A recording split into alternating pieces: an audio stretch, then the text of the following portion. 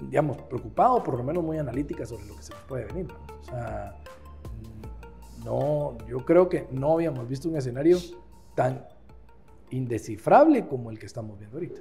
Mira, lo que yo siento, lo más probable es que llegue Trump. Llega Trump, va a empezar a ir haciendo una evaluación de un montón de cosas. Y en eso va a decir, bueno, ¿qué onda Guatemala?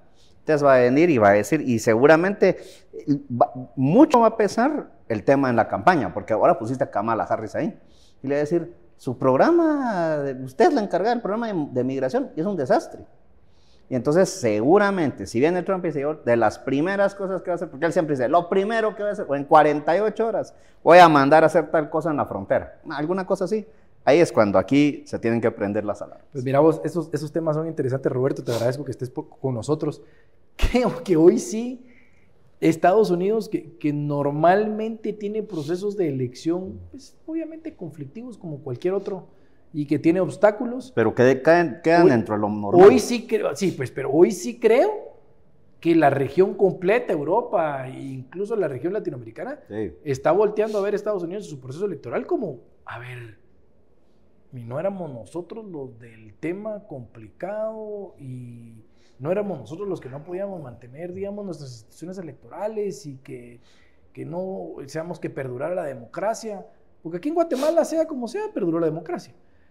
Pero ves que al hombre más importante del mundo, yo te diría que el hombre más poderoso del mundo, sí, presidente de la República, Donald Trump, ahora con grandes posibilidades de quedar, tuvo un intento de asesinato. O sea, es decir, no te estoy diciendo que en Latinoamérica eso no se dé, pero el tema no es si en Latinoamérica se da, es que en Estados Unidos había un pollo sniper joven subido, o sea, pasando todas las fronteras de la seguridad y que le metió 3 tiros y que le pegó un tiro en la oreja. O sea, él estuvo en milímetros de perder la vida.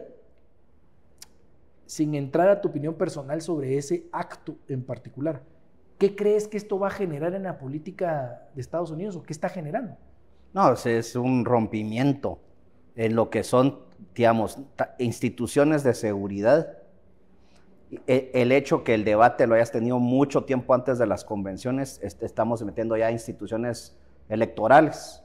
O sea, estamos hablando de instituciones que por tanto tiempo han generado o han sido parte de un establishment que uno dice funciona.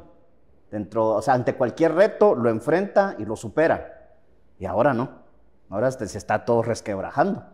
O sea, un atentado que tiene que venir y tiene que ser llamada al Congreso la jefa del servicio secreto para responder preguntas al mismo y se presenta con una incapacidad tal que uno dice, ¿en qué momento llegamos a tener a una persona tan incapaz? Y que ahí está el resultado. Pero sí, no, fíjate, porque, a ver, bueno, salvo que puedas tener ambas características, vamos, puede ser una persona incapaz y me refiero a esto por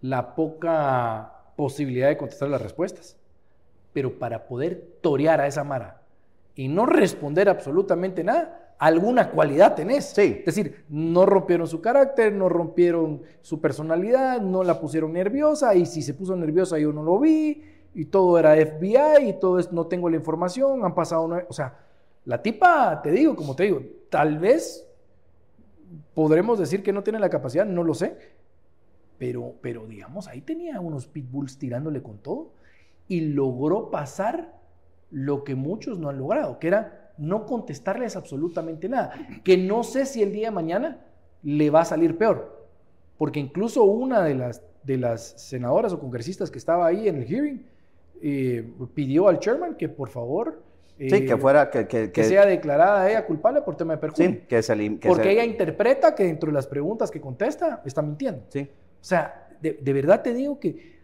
por donde lo veas en cada capítulo de esta novela ves cosas que yo nunca había visto.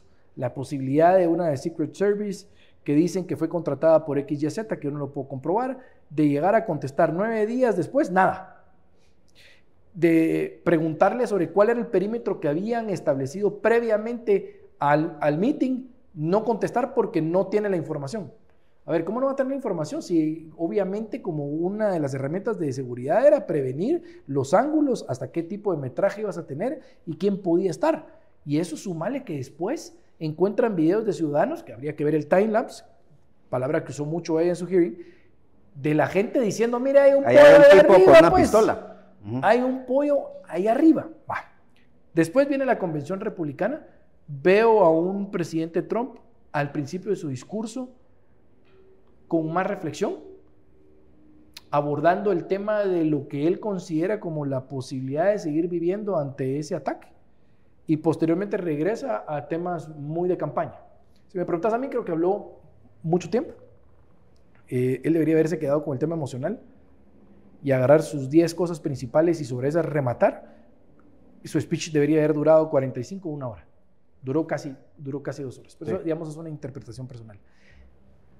Pero habiendo discutido eso, ¿estamos percibiendo tal cual lo que está viviendo el Partido Demócrata o el Partido Demócrata crees que también está haciendo un esfuerzo para no mostrar que están sin líder, sin control y absolutamente desordenados? Eso, lo segundo. ¿O crees que ya no, es un... Estamos viendo un esfuerzo, digamos, titánico. Titánico, que no se vio en los últimos 4 años, si querés verlo así, por realmente verse como, digamos, como un bloque sólido en el poder.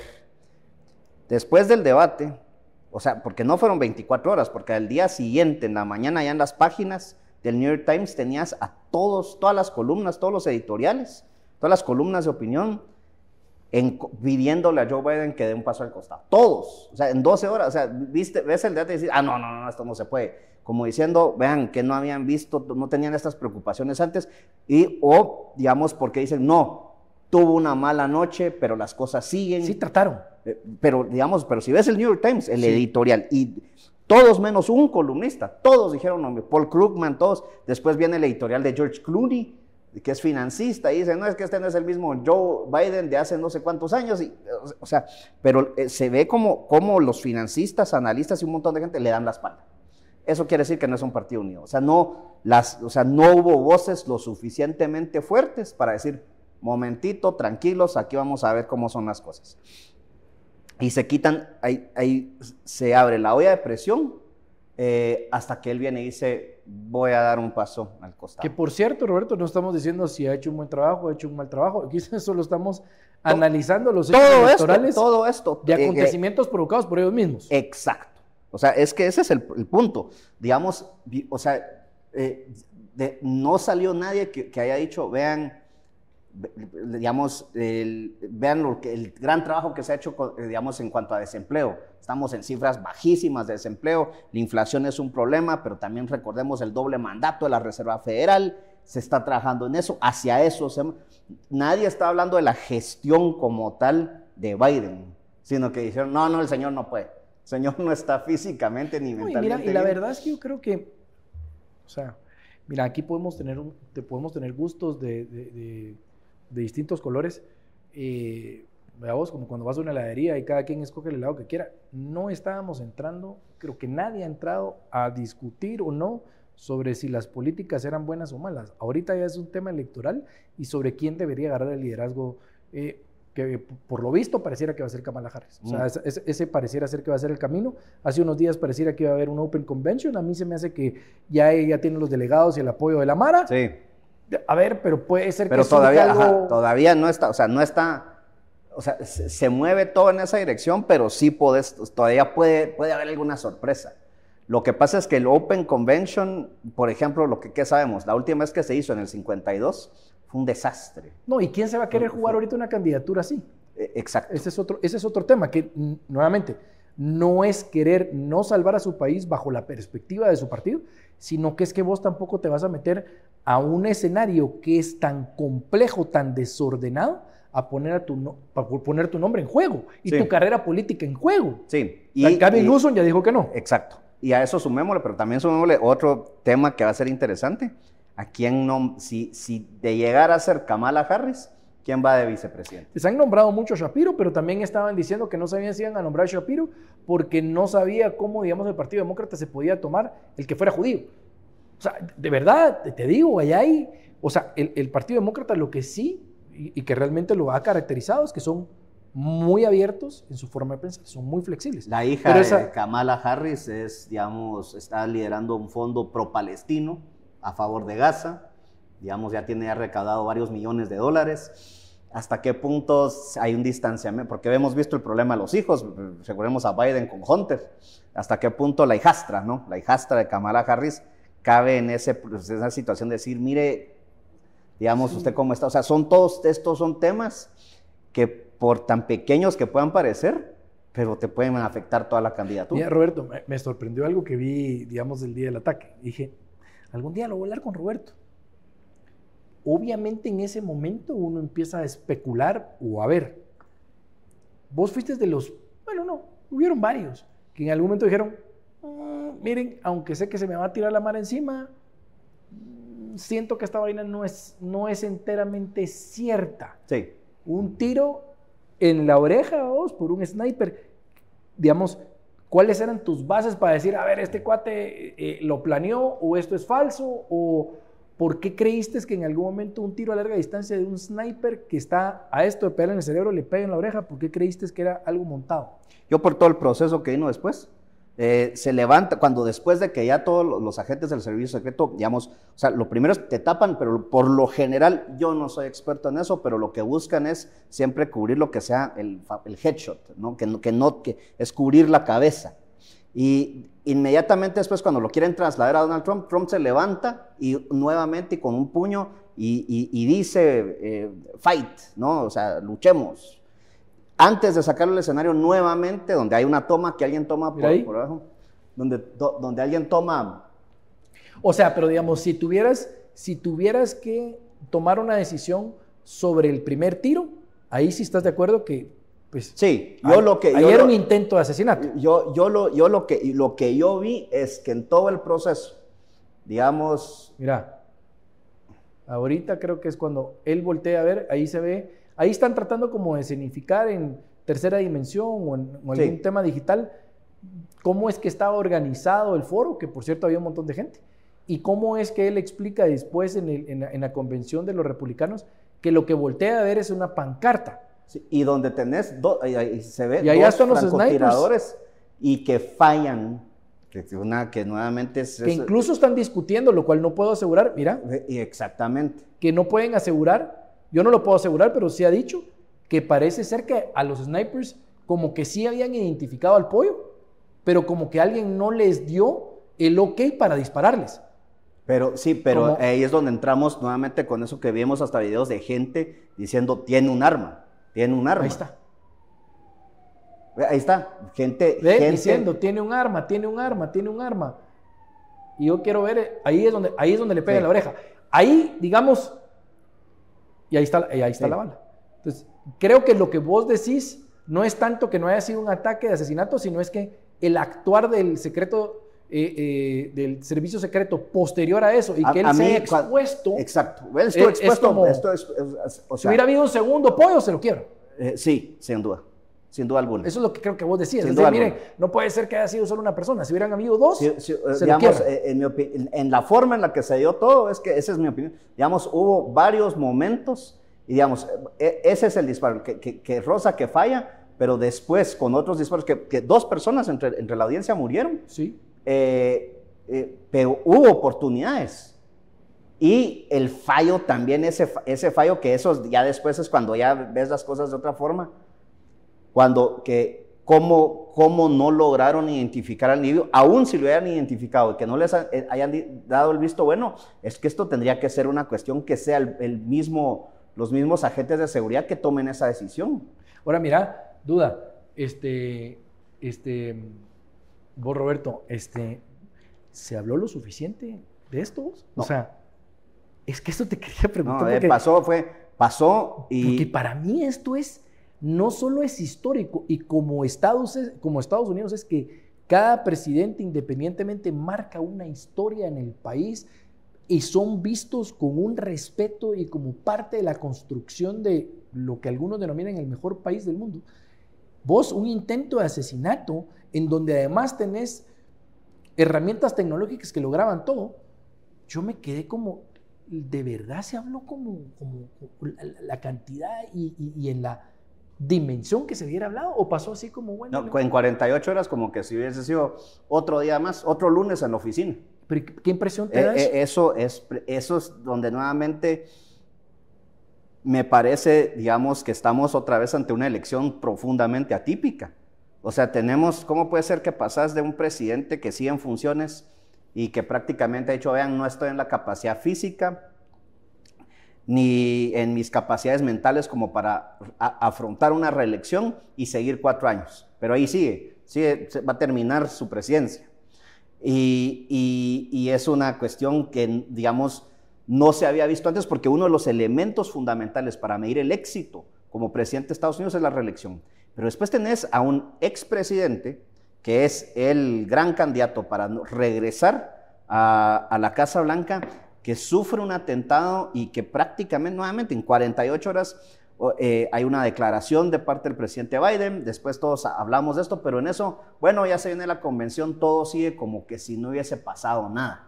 Y como, bueno, estuvo esto, no hay, digamos, una investigación más a fondo. Los medios empiezan a sacar toda una serie de teorías sobre el tirador, sobre los motivos y todo, y como que no hay un proceso de que alguien incluso diga, diciendo que culpa de lo que decía Trump podía haber motivado que alguien...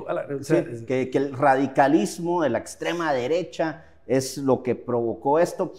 Y no hay, digamos, como que cabezas frías o alguien que salgan, pero pensemos en autoridades que miren, pues. Ajá, exacto, estamos en un momento muy difícil y al final del día, ¿qué es lo que, si vemos estos dos eventos nuevamente aislados, ¿no? La condición física y mental de Biden versus el atentado a Trump, esto solo crece una polarización en el país, cuando lo que realmente quisieras tener son puntos medios y decir, bueno, vean, hablemos de ciertos temas de agenda. Cómo está la seguridad interna en los Estados Unidos, en las grandes ciudades. Hablemos de temas de cómo está la economía de Estados Unidos, cómo está, digamos, bueno, los temas ya de política exterior. Pero, digamos, hay un terreno muy fértil para venir y tratar toda una serie de teorías de conspiración. Y tenés cada vez a los medios masivos de comunicación que como que dan lugar a que eso pase, hasta ellos mismos dan opiniones que uno viene y dice, estos que ya no son... Es inhumano, comentarios inhumanos, sí, ¿verdad? Ya no bien desapegado de la vida, del respeto, y no porque haya sido XY, o sea, como que bien descorazonado, vamos. Sí, como, bueno, un atentado. No es lo mismo, pero vimos el caso en Ecuador, donde un candidato es asesinado. Correcto. Prácticamente el país se detiene, se lleva a cabo una investigación sumamente fuerte. Después el presidente Noboa es, digamos, fuertemente criticado por una serie de acciones, entre ellas lo que fue la toma de la Embajada de México, porque ahí se encontraba el ex vicepresidente, pero también un montón ya sentenciado, por cierto. Por un montón de acciones contra grupos criminales, porque, digamos, pero hay una correspondencia con lo que fue el magnicidio de un candidato presidencial y todo lo que viene después. Aquí hay un intento de magnicidio, pero después como que negocios como siempre, seguimos. Eso me pareció increíble. Esto es un detalle. Y eso no pasa por, digamos, quién va a ganar o quién va a ser el líder de cada partido, sino que como que nos hemos deshumanizado, ¿verdad? O sea, vos, de verdad, y ahí murió un padre de familia, sí. Alguien severamente herido, y aún así seguían diciendo, eso fue planeado. Y mirabas gente en redes sociales diciendo, no, es que eso fue planeado. Y algunos comentaristas y tal, sacando conclusiones, tal vez por responder a su ideología y a su partido, lejos de ver a la persona como tal que pudo haber sufrido un ataque y perder la vida en ese momento, ¿vos? ¿Por qué te hago esa pregunta? Porque es evidente que el poder, la posición, el control, pareciera que están por encima incluso de la vida de cualquier persona, ¿verdad? Sí, y a ver, yo pequé eso, ¿me entendés? Yo vengo y pongo, vean, a mí esto no me parece, pero después pasas por todo un análisis que para mí todavía no se dio, no se ha dado todavía una catarsis sobre todo lo que sucedió, tomando en cuenta la renuncia de la jefa del servicio secreto. Que nuevamente, o sea, que uno viene y dice, vean, al final del día, yo creo que todavía hay más preguntas sobre todo lo que pasó, pero como que sí hay un reflejo de vean, digamos, lo que en un momento ahora en instituciones que uno siempre ve como muy efectivas de seguridad, electorales, dentro del establecimiento político de los Estados Unidos, ahora, digamos, dudas mucho sobre la efectividad de esas instituciones. Y ayer vimos, pongamos el video, ayer vimos el hearing de pues, la que era la directora. Ella fue una de las senadoras que más la presión. O sea, no, señora, pero es que usted no contesta. Es que le estoy diciendo, es que usted no contesta. El de Texas le dice, mire, aparte yo en mi casa hice una ronda de tiros con una R-15 y hubo un porcentaje alto de que había probabilidades de que yo impactara, digamos, a lo que le estaba tirando. Y aquí era, mire, dígame el perímetro que usted decidió establecer. Mire, dice que hubieron peticiones para que se reforzara la seguridad de Trump. Mire, no contestaba absolutamente nada. A los 9 días no tiene respuestas, no contesta cosas técnicas de seguridad. En algún momento le plantean, mire, pero si ahí estaba en el techo y usted dicen que estaba muy inclinado y que por eso no habían puesto una persona. Pero entonces, ¿cómo el joven sí estaba ahí? Pues. Exacto. Y ustedes no estaban ahí. Y ella era, voy a esperar a que me den todas las versiones, voy a hablar con gente del FBI. Pero decía, pero usted no ha hablado con nadie. Es decir, y otra cosa que me pareció interesante, no sé si lo viste, es que uno de los funcionarios americanos le dice, mire, usted le ha contestado más a los medios de comunicación que lo que está contestando aquí, on the road. Por eso es que una de ellas le dice, mire, Chairman, o sea, yo quisiera acusarla o someter esta discusión a tema de perjurio. Sí. ¿Cuál es, crees vos, el desenlace, no solo de este hearing, sino del evento, en términos de Secret Service? ¿Va a haber una limpia completa de la Mara? ¿Deben capacitarlos mejor? ¿Va a salir gente, digamos, perjudicada con responsabilidad?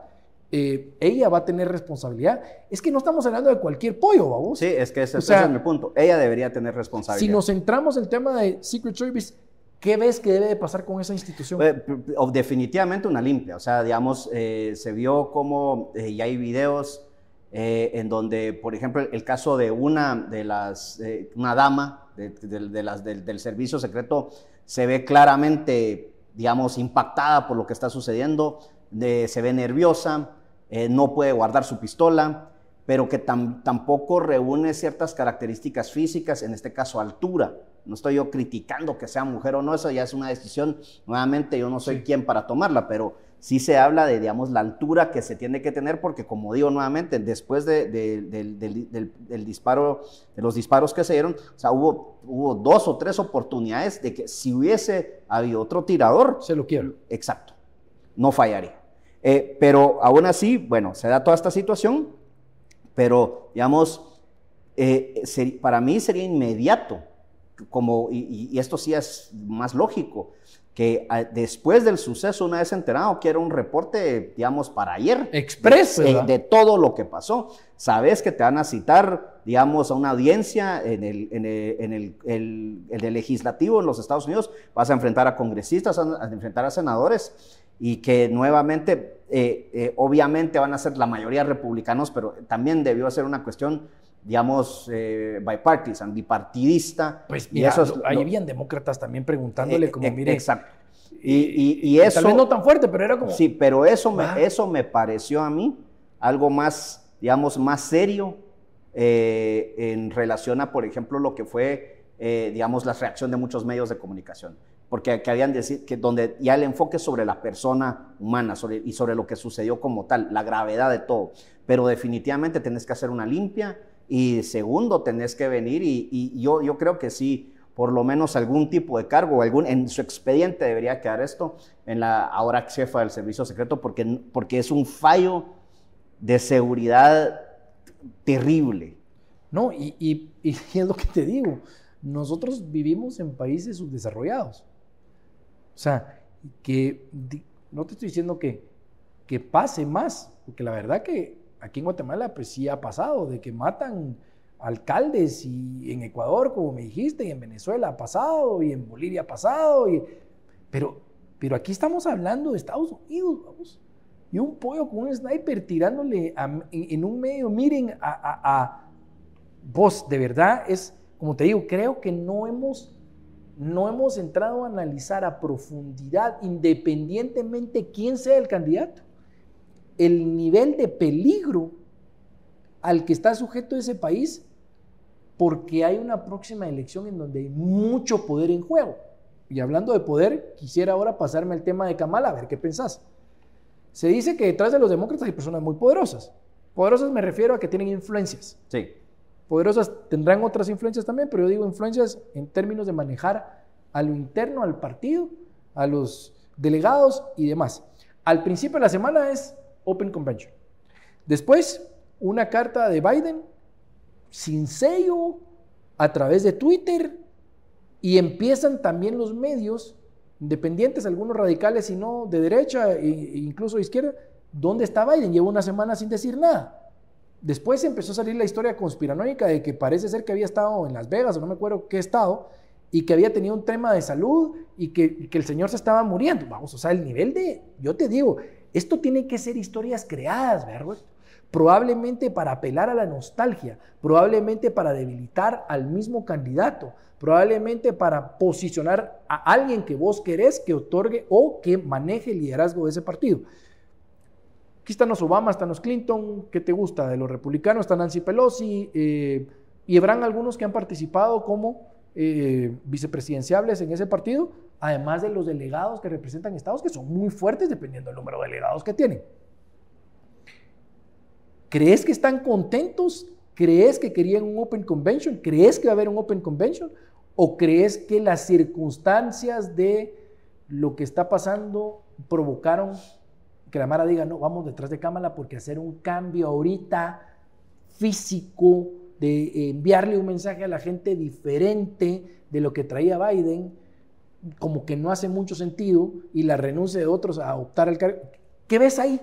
Sí, yo primero creo que, digamos, el primer dilema era si Biden da un paso al costado, si seguía en la presidencia o no seguía en la presidencia. Entonces, si no seguía en la presidencia, subía Kamala Harris, pero entonces después la gran pregunta era, bueno, entonces, ¿quién va a ser nuestro gran nominado como candidato a la presidencia?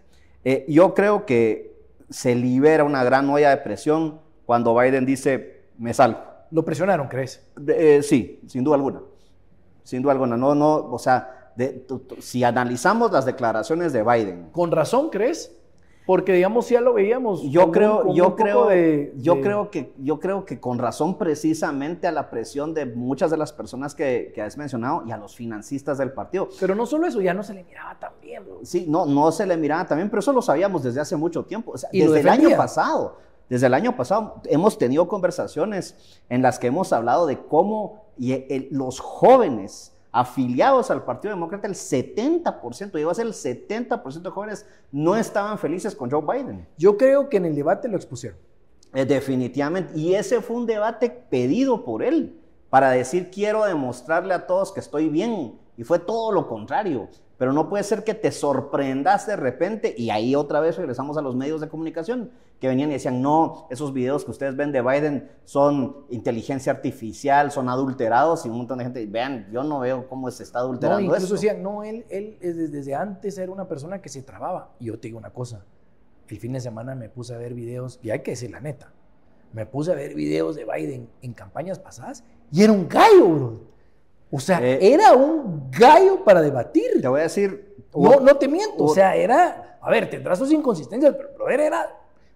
O sea, una oratoria de otro nivel. Hubo 3 personas diferentes que no se conocen entre sí y de diferentes contextos y ideologías, pero cuando me hablaron del debate, los 3 coincidieron en algo. Entre las personas que hablé, pero son 3 que me llamó más la atención y me dijeron, a mí me dio lástima. Me dio lástima. Alguien dijo, pobre el señor, es que ya está grande, ya no, que no lo expongan a esto, ya... Era una como sentimiento de decir, no, qué feo, ya mejor sáquenlo. Pero nuevamente, ¿por qué llegamos a este punto? Ahora, sí, lo lógico era Kamala Harris, porque en Estados Unidos votás por presidente, pero también votás por vicepresidente. No es como aquí en Guatemala, que es la nómina, que ambos se van en la misma nómina. No es como en muchos de nuestros países donde, digamos, candidato a presidente es Luis Enrique y Roberto es el candidato a vicepresidente, entonces los votos nos caben a los dos como binomio. No, allá, digamos, yo voto para presidente quiero a tal persona, para vicepresidente a tal otra persona, y en algunos estados puedes tener lo que se llama el writing, o sea, que puedes decir, no, es más, voy a poner un nombre de otra persona.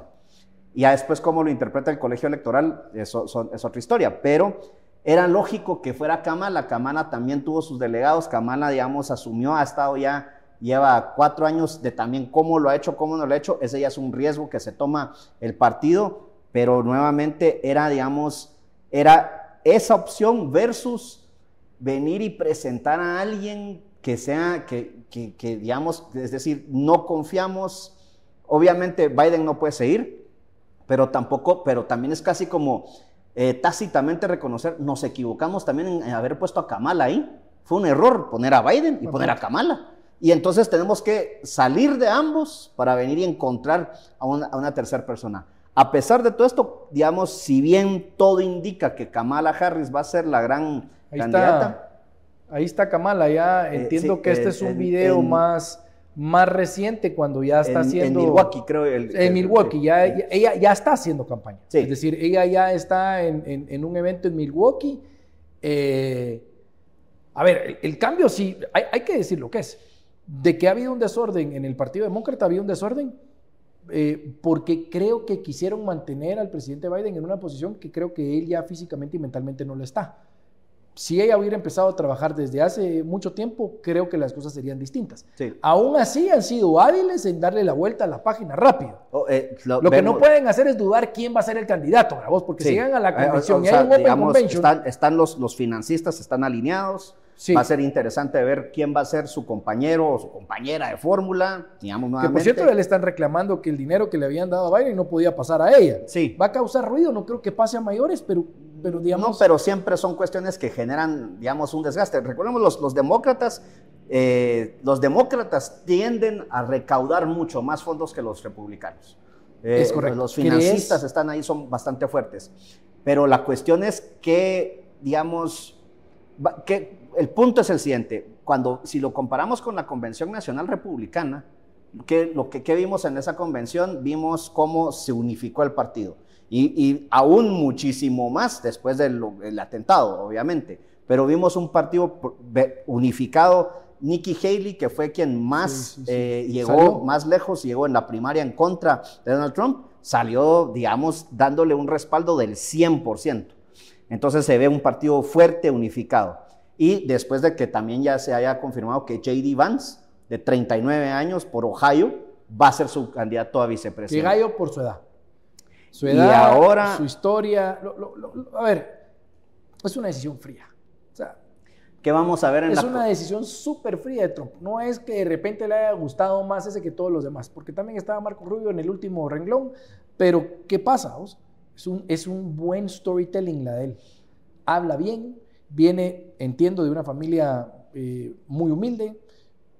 Cuate es un éxito empresarial, es un éxito... Sí, escribió un libro muy interesante, que es un bestseller, hizo película, ahorita en Netflix ves el documental. O sea, de verdad que te digo, a ver, creo que incluso en la convención republicana ahí Trump medio dice, te voy a pasar la batuta, pues. Sí, es que claramente después Trump solo puede ser 4 años. Ya no puede después, continuar. Exacto. Entonces después el candidato natural tendría que ser J.D. Vance. O sea, es un cuate que entraría a ser presidente de la República a los 43 años.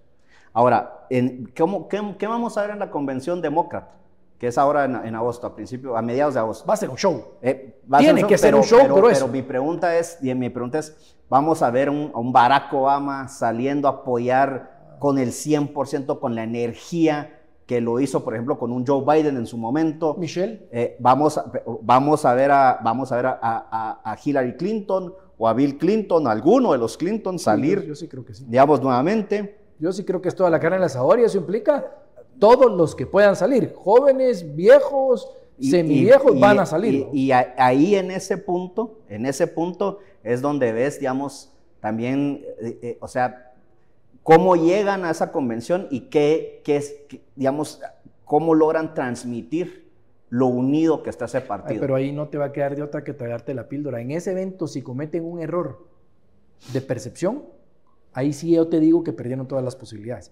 Yo no sé qué va a pasar y quién va a ganar. Pero si llegas a ese evento, ¿qué fecha es? Agosto. Es como a mediados de agosto. Si llegas a agosto y todavía transmitís dudas, molestias, malos gestos, malas articulaciones, un mal listado de speakers, brother, te digo, ahí sí no llegan los Clinton, entonces mandaron a su hija a hablar. Ahí yo ya te diría... Hay una renovación generacional que puede ser interesante también evaluar. Sí, pero nuevamente yo te diría...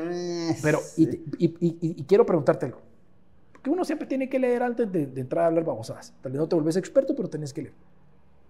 Veo que Kamala sí es, dentro del Partido Demócrata, mucho más izquierda que el mismo propio Biden. Sí, sin duda. O sea... Si tuvieras que definir a Kamala en términos ideológicos, ¿hay alguna forma de poder establecer, digamos, algunos parámetros? Digamos, que la distinguen de Biden. Si es una mujer más radical, con algunas políticas de izquierda que va a impulsar más, ¿lo ves así? Sí, sin duda alguna. Sí, creo que va, digamos, reforzar todo lo que es la agenda de DEI, como se dice por sus siglas en inglés, de diversidad, igualdad, inclusión, en donde tienen que haber, digamos, más porcentajes de mujeres en puestos, diferentes puestos que tal vez tradicionalmente han sido para hombres, de personas de minorías LGBTIQ, de minorías étnicas. O sea, sí, definitivamente que nuevamente, que es una de las críticas que tuvo la ahora ex jefa del Servicio Secreto, que, digamos, se están por impulsar ciertas cuotas hacia ciertas minorías étnicas, raciales, cuestiones de género. Esto es lo que, digamos, al final ya no ha tenido los resultados que se esperaban. Sin duda, Kamala Harris viene de lo que hoy en día son esas posiciones ideológicas, de lo que son esas posiciones culturales que vemos en muchos alcaldes en ciudades grandes, digamos, en Nueva York, en Chicago, en donde su forma de combatir el crimen tiene una visión posmodernista y que realmente los criminales son víctimas de una situación y por lo tanto hay que verlo de otra forma, mientras que en el día a día el crimen va subiendo de una forma terrible. El caso de Chicago, por ejemplo. ¿Qué ves de la región, digamos, Latinoamérica, bajo el mando de Trump y Kamala Harris? Te voy a poner este ejemplo. Trump no se ha guardado nada. O sea, Trump incluso ha dicho, ya ha metido casi, dependiendo si ves bien sus palabras, ¿verdad? No sé si compara Venezuela con El Salvador, creo que no, pero no se ha guardado en decir, miren, aquí el tema de que en El Salvador dice que todo es color de rosa con el tema de seguridad, no es cierto, me está mandando toda la maraca. O sea, es un golpe duro a quien considero es un político con una percepción a nivel mundial muy fuerte. De hecho, sus hijos fueron a la toma de posesión. Pero tiró sus cuentazos. Y por el otro lado tenés una mujer demócrata, que sería la continuidad de un partido demócrata, pero que hay que decirlo, tiene una visión, parte de una visión un poco más de izquierda. La región, ¿qué crees que pudiera cambiar? ¿Cómo lo ves? Ambos escenarios son buenos, ambos escenarios son complicados, ambos escenarios son inciertos. ¿Cómo crees que lo percibe hoy un jefe de Estado o un presidente de la República? Específicamente en este caso, Kamala Harris no es una persona, digamos, que su fuerza o su fuerte, perdón, sea la política exterior. Entonces se va a apoyar mucho de un departamento de Estado, pero también en el caso, por ejemplo, digamos, de Centroamérica, obviamente en la Agencia de Cooperación de los Estados Unidos, en USAID. ¿Y qué es lo que hemos visto en los últimos años?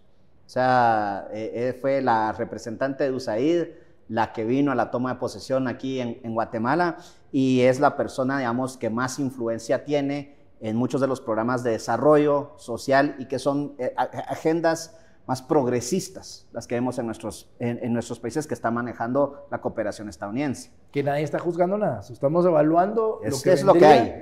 Es la línea de ese partido. Y un departamento de Estado que va a venir y va a seguir, digamos, en los temas que, por ejemplo, yo le veo una continuidad a algunos de los temas que trabajó Joe Biden, de lucha contra la corrupción, cambio climático, digamos, que son temas que al final del día se pueden asociar a lo que son agendas tradicionales de migración y lucha contra el crimen organizado, pero de una perspectiva completamente distinta. Veo en un Trump alguien que sí venga y haga cambios y diga, vean nuevamente, que tenga esa postura otra vez que ya la tuvo en un momento dado de ley y orden, ¿no? De venir y decir, no, tenemos que imponer la ley, tenemos que poner más orden, no podemos permitir que salga más gente de países centroamericanos, o que sea un corredor, que sea un puente para caravanas y demás, que vengan ya no solo de Centroamérica, sino que de Sudamérica también, y que pasen por estos países. Tenemos que poner orden con eso. Y entonces veo yo una agenda que, digamos, nuevamente va a retomar eso, pero con formas. ¿Qué es lo que tal vez sí me preocupa o me llama la atención? Si nosotros vemos para la administración Obama, tuvimos el Plan Alianza para la Prosperidad del Triángulo Norte. Trump en su gestión propuso, no se logró ejecutar porque ya no se llevó a cabo, un programa que se llamaba América Crece. Y actualmente tenemos la estrategia de, digamos, abordar las causas raíces de la migración irregular. Bueno, América Crece no se ejecutó, pero el Plan Alianza para el Progreso y la actual estrategia no están arrojando ningún resultado. En mi opinión, son programas fracasados y que son borrones y cuentas nuevas. ¿Qué va a venir ahora? Que si hay un cambio con Trump, va a impulsar finalmente América Crece, digamos que tenemos que traer más inversión a los países centroamericanos, pero una inversión que realmente mitigue la migración irregular. Tenemos que colaborar más con las agencias de seguridad de estos países. O si sigue, digamos, si hay una continuidad de Kamala Harris, yo creo que seguramente va a delegar en el Departamento de Estado o en USAID cómo manejar estos temas de migración, o posiblemente en quien sea su vicepresidente. Pero nuevamente, también se dan estos cambios, y uno de los grandes problemas es que nuestros países parece que como que estamos de brazos cruzados, esperando a ver qué pasa, a ver qué nos tiran, y reaccionamos. Y no puede seguir siendo así. Tendríamos que estar desde ya preparándonos para, ya sea que haya una continuidad demócrata o que haya un cambio con Trump, pero tenemos que estar preparados. Y creo que lo que decís no es mal, no es en búsqueda de decirles no voy a hacer lo que usted quiere.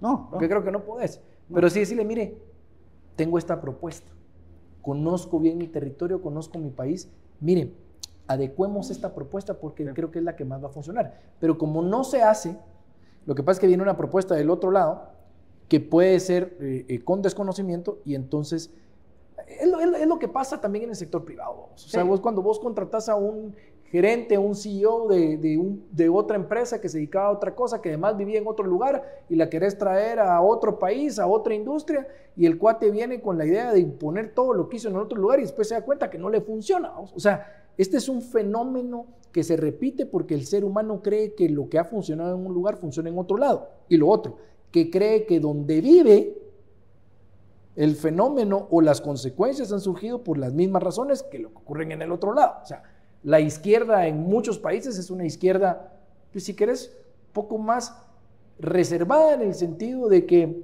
no vienen de un conflicto interno armado, pues, o sea, no eran guerrilleros. Pero nosotros tenemos una izquierda que no en su totalidad, pero que muchos de ellos han pasado por una guerrilla. O sea, no me puedes decir que una izquierda gringa europea se puede comparar con una digamos, de algunos países donde han habido conflictos internos armados y donde ha habido guerrilla. Evidentemente, digamos, el approach a las cosas es completamente distinto. Ahora, metámonos al tema de migración, porque veo que el tema de migración es un tema que viene desde hace mucho tiempo. Los republicanos dicen que los demócratas han hecho un desastre, pero los demócratas dicen que no. O sea, es un vaivén de discurso político sobre el manejo de las cosas. Viendo números, estaba viendo que Centroamérica tampoco ya es el mayor, digamos, es la región que más envía. O sea, sí seguimos enviando, eso es una realidad porque también se ve.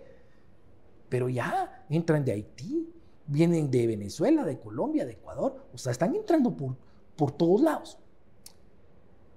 ¿Qué crees que va a impactar mejor para el pueblo estadounidense con respecto a estas dos posturas encontradas? Que el republicano dice, no han hecho nada con la frontera, y los otros dicen, sí hemos hecho, pero no como ustedes han querido, para ponerlo en términos, digamos, generales. ¿Qué crees que va a impactar más en ese sentido? La propuesta en este momento, la que más fuerte es, la que se está apoyando, es la republicana, pero también por otro fenómeno. Vemos lo que mencionaba antes, alcaldes en ciudades digamos, que tradición demócrata, en Nueva York, en Washington, recientemente sucedió en Boston, en Chicago también se ha visto, en donde ya sale la gente a decir, mire, tenemos veteranos de guerra y tenemos un montón de personas sin hogar aquí, y a los migrantes que están viniendo, y que algunos, no todos son malos, pero algunos están cometiendo crímenes, ¿no? Les estamos dando, los estamos metiendo en hoteles, les estamos dando cupones para comida, les estamos dando una atención que no se le está dando a ciudadanos estadounidenses, algunos que dieron servicio militar en el extranjero. Este es un problema. Después, ¿por qué no hay un apoyo de esa misma forma a nuestras comunidades afroamericanas o a nuestras comunidades latinas que ya están legalmente establecidas en este país? Entonces hay un reclamo de muchas personas donde empiezan a surgir sentimientos antimigrantes en estas ciudades. Recientemente la alcaldesa en Massachusetts y creo que el gobernador también, no sé exactamente cómo, si fueron los dos, llegaron y estuvieron con líderes en la frontera sur, así hablando con ciertas personas que están entrando y diciendo, no van a venir a Boston, nosotros realmente no somos un lugar que los va a recibir muy bien, pero es casi ir a pedir, vean, no, ya no, vayan a otras partes de Estados Unidos, no vengan a nuestras ciudades porque se desborda la situación. Eso está causando, ya acaso hemos visto a Eric Adams varias veces, la alcaldesa también de Washington, D.C., diciendo, necesitamos ayuda federal. Pero que al principio decía, ok, vengan, todos son bienvenidos. Al principio dijeron, no, nosotros somos, Eric Adams, su famoso discurso, nosotros somos una marca que atrae gente, somos un país para todos, somos el reflejo de todos, y después de no, miren, que esto se derrochó el problema, no nos podemos hacer cargo de esto, necesitamos un cambio, la gente está viendo un cambio. Segundo, me llamó mucho la atención, después de las primarias republicanas en Iowa, que no es un país que tiene tantos migrantes, pero especialmente en New Hampshire, y la gente también viene y dice, vean, la migración es uno de los principales problemas en este país. O sea, el discurso ya está ahí, y el discurso es algo que yo creo que a menos que Kamala Harris se prepare muy bien y maneje ciertas cifras digamos, que Trump no maneje o algo, pero ese sí va a ser un gran problema si se tienen que enfrentar en un debate. Y que hay un debate ya pactado, que antes era con Biden, pero ahora va a tener que ser probablemente con Kamala.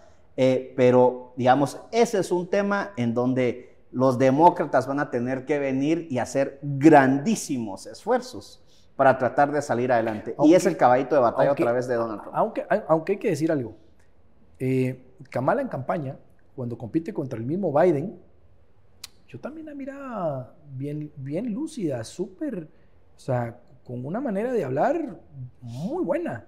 Es durante ya como vicepresidenta donde la gente empieza a decir que ya no es tan elocuente. Yo no sé, yo creo que ella es inteligente. Yo creo que si ella logra alinear sus ideas, ellos tienen un voto sumamente duro. O sea, el tiempo tal vez no está a su favor, pero en política nada está escrito. Si Trump no también logra adaptarse, porque, a ver, si lo vemos del lado de Trump, va a decir, mire, usted es la segunda de Biden. Y usted no me venga a decir que usted va a hacer las cosas distintas y no me diga que usted estaba en contra del presidente Biden, porque el presidente sigue ahí. Usted dijo, y lo está supliendo porque dicen que él ya no tiene la capacidad o porque no tiene los números, y me va a decir que usted sí lo está haciendo. Y los números bajaron porque las políticas seguramente el estadounidense no está de acuerdo. Entonces, ¿cómo usted va a venir a ofrecerle a la gente americana algo distinto? O sea, la forma de debatirle está fácil, sí, pero creo que Kamala también tiene algunas cosas para apelarle a gente que toda la vida ha sido demócrata, que también hay un antivoto de Trump. Ahora, te estoy preguntando muchas cosas o estoy elaborando mucho, pero hay un evento que nunca había pasado, que ahora sí ya no es como la espiral del silencio. ¿Te acuerdas en la primera elección cuando sí la gana Trump? Decían, no, es que la espiral del silencio es aquel estadounidense que no le gustan los medios, que no anda dando una declaración, que pareciera ser que se va a reservar su voto de manera secreta y ese día va a dar la sorpresa. Y efectivamente la dio. Ahora, pues, sumarle a la espiral del silencio si es que esa existiera todavía.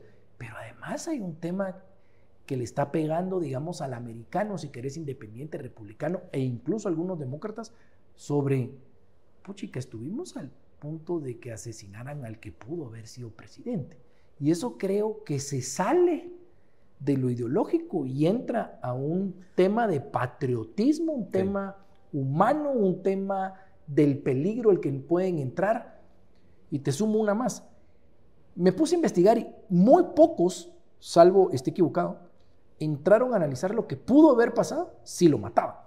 Uno de ellos fue Joe Rogan. Y dijo, yo creo que aquí la Mara no dimensionó lo que hubiera pasado si lo matan. ¿Cómo ves ese país si de verdad lo hubieran matado, Roberto? No, hubiese sido una cuestión sumamente... Porque muchos dicen, no hubiera pasado nada. Más con la responsabilidad, o sea, sí tenemos... hay una falta de liderazgo. Lo que dijiste hace unos momentos.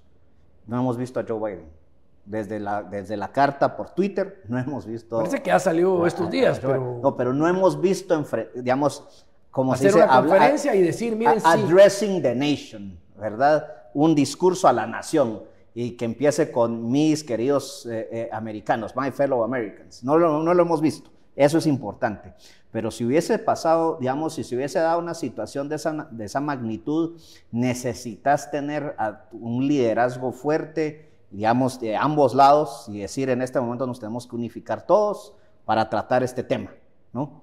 Y ver lo grave que está esto, porque puedes tener una reacción muy fuerte de ambos lados, porque sí tenés elementos muy radicales, anti-gobierno, anti-deep state, como se dice, el Estado profundo en la derecha, y tenés a un montón de grupos completamente radicalizados también en la izquierda, que no se miraba antes, esos grupos como estos Antifa, lo que en su momento dado fue el movimiento de Black Lives Matter, que digamos que llevó a cabo manifestaciones bastante violentas, pero que eso es prohibido decir, ¿verdad? De asociar esos términos. Pero entonces eso es una cuestión muy grave. Aquí es donde nuevamente creo que va a ser importante también quién pueda venir y hacer también ciertos llamados, si se mantiene un Trump reflexivo, que haga un llamado a la unión, que venga y que siga apelando a ese elemento emocional de, vean, yo casi perdí la vida por este país y por esta democracia. Que lo acaba de decir en uno de sus mítines. Sí, y por esta democracia, y que siga con ese discurso. Entonces va a ser muy difícil para los demócratas atacar eso. Pero a ver, ahí quiero sacarte un ejemplo. Y nuevamente, no estoy hablando mal de uno o del otro. La verdad que aquí igual nosotros no tenemos la influencia de sobre quién va a quedar. Sí. Podemos tener nuestros gustos personales, pero eso no lo vamos a hacer porque obviamente eso no sería, digamos, lo más profesional. 2 días después, un día después, no me acuerdo, del atentado, hay una entrevista con Biden y Biden dice... es que él igual sigue siendo un peligro para la democracia. ¿Qué te digo esto? No juzgo que lo diga y que lo piense, pero ¿qué pasa? Solo le dio más gasolina. A los 3 días en su campaña electoral en no me acuerdo qué lugar, es que Biden dice que yo soy un peligro a la democracia. ¿Cómo voy a ser un peligro? Tomé una bala por la democracia de este país. Sí, o sea, me recordó un viejo discurso que han hecho políticos en Latinoamérica, donde la violencia a su favor les ha servido cuando les han tratado de hacer daño. He dicho, yo me juego a esto por el país. O sea, él le dio la carta para utilizar lo que tenía. Sí, y es lo que prácticamente va a poner, es la carta más fuerte que va a poner a Trump de regreso en la Casa Blanca. Ahora, pero la cuestión es, digamos, precisamente, sí, estoy completamente de acuerdo contigo. Para mí, Kamala Harris, digamos, no le ha ido bien, pero también ha tenido que jugar ese clásico papel de segundón de los vicepresidentes. No, y mira, y en política, ni vos y yo hemos estado, digamos, en el ajo, pero a ver, yo creo que con todos los libros que hemos leído, con todas las clases que vos das, seguro hay gente detrás que te dice, esto decís y esto no decís. Exacto. Te me callás y te sentás. O sea, no en mal plan, sí, no irrespetuosamente. Exacto. Pero no la hemos visto a ella como líder. Exacto. Que es diferente. Hay que ver cómo sale. Y hay que ver, yo no he visto todavía el de Milwaukee completamente. Hay que ver. Sí sé que hay obviamente una compilación de declaraciones de ella como vicepresidenta que no le hacen el favor, Sí. pero cualquier político comete errores, hay que ver. Yo creo que Kamala tendría que apelar, siempre a los votos minoritarios, digamos, tratar de consolidar siempre eso, darle seguridad a lo que han sido a los demócratas tradicionales de ambas costas, o sea, la costa este, la costa oeste, que son, digamos, es donde más fuerte presencia hay de ambos demócratas, y va a tener que trabajar mucho, principalmente en la costa este, porque ella es de California, y apelar a su trabajo. Ella fue fiscal en California, apelar a ese trabajo como fiscal. Digamos, puede recuperar algunos temas, decir, vean, vamos a también caerle a quien cometa algo, digamos, ilegal, le vamos a caer con todo el peso de la ley, verse firme en eso. Pero sí también tener cuidado precisamente en decir cuáles son los puntos débiles, que es la otra cuestión. O sea, Kamala dice, vamos a hacer una continuidad, pero también hasta qué punto reconocer, en esto nos hemos equivocado. Eso es algo importante, pero también, pero que es más fácil para Kamala que si hubiese sido alguien más. Alguien más, hasta cierto punto, dice, ¿será que sacrifico a Biden y a Kamala Harris y digo, vean, esto es un desastre, yo no voy a hacer esto? Pero es decir, mire usted hasta acá decir que sus mismos partidarios son un desastre. Ahora, corregime, yo entendería que si Kamala gana, tampoco puede venir los 4 años después. No, sí podría. Ella sí. Sí podría, porque es porque sería electa por primera vez presidenta y después tenés derecho a una reelección. Ahora, porque así fue, digamos, el caso, por ejemplo, de George Bush papá, que fue, digamos, fue dos veces vicepresidente, fue vicepresidente de Ronald Reagan. Después es electo presidente y pierde la reelección. Sí, me recuerdo eso. Ahora, vámonos al mundo de las mentes detrás del poder, vamos, que se encuentran en este escenario. De ahí te digo que hipotéticamente hagamos algún escenario. De los republicanos me parece claro que creo que no hay nadie que esté tratando de dar de baja a Trump porque el futuro de un posible líder republicano sea mejor. O sea, no lo veo. Pero de los demócratas, ¿qué pasa? Michelle dijo que no ahorita, pero puede que sí vaya a la próxima. Gavin Newsom dijo que no ahorita, pero puede que sí vaya a la próxima. Ellos también están pensando de cómo les va a quedar el camino. Sí. Y si ganara Kamala, olvídense, porque por 8 años puede ser que estén fuera. Si pierde Kamala, puede ser que para un candidato egoísta de los demócratas diga, puede que esa sea la mejor opción, porque entonces ahora sí vengo yo con una cosa completamente nueva, saliendo Trump, y tengo la posibilidad de ir a venderle a la población como un péndulo de regreso, pudiera regresarnos nuestra... O sea, ¿crees que sí dentro de los demócratas están pensando para este momento? ¿O habrán algunos que dicen, a ver, dejamos pasar esta porque nos vienen después esto? ¿O es muy peligroso dejar pasar esta? No, yo creo que sí es parte de la evaluación. Yo creo que sin duda alguna hay potenciales candidatos demócratas que dijeron, vean, Trump tiene todas las posibilidades de ganar, y entonces es preferible, digamos, que tengamos a Kamala Harris, que haga su mejor intento. Como partido, pues me la juego y a ver si gana, a ver qué pasa, pero dadas las posibilidades, yo mejor no participo. Por eso es donde nuevamente hablo de quiénes pueden venir y asumir esa vicepresidencia, porque, digamos, hasta qué punto, porque podría ser, naturalmente, podría ser, digamos, un Gavin Newsom, por ejemplo. Es que ya no es tema de lealtad, es tema de intereses personales.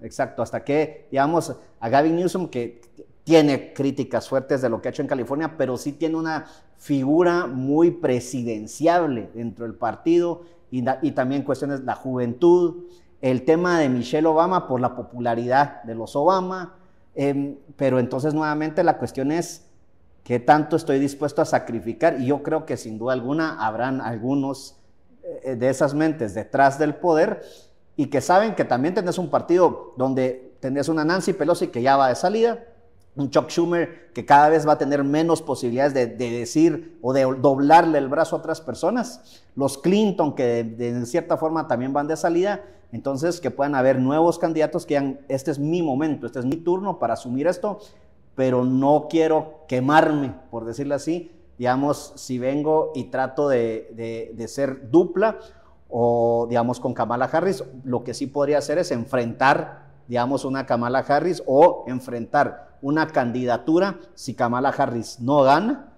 en 4 años. Va a estar interesante, es una moneda al aire. Roberto, te agradezco. De verdad que, a ver, estamos analizando nada más lo que está pasando.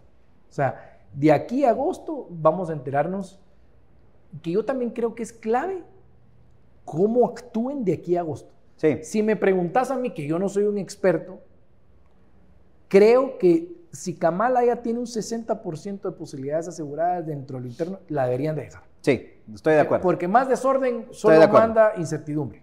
Y que eche punta y que todos se metan detrás, les guste o no les guste, y parte de eso es la lealtad a la política, es que te tenés que meter detrás de alguien que de repente no te encanta, no importa.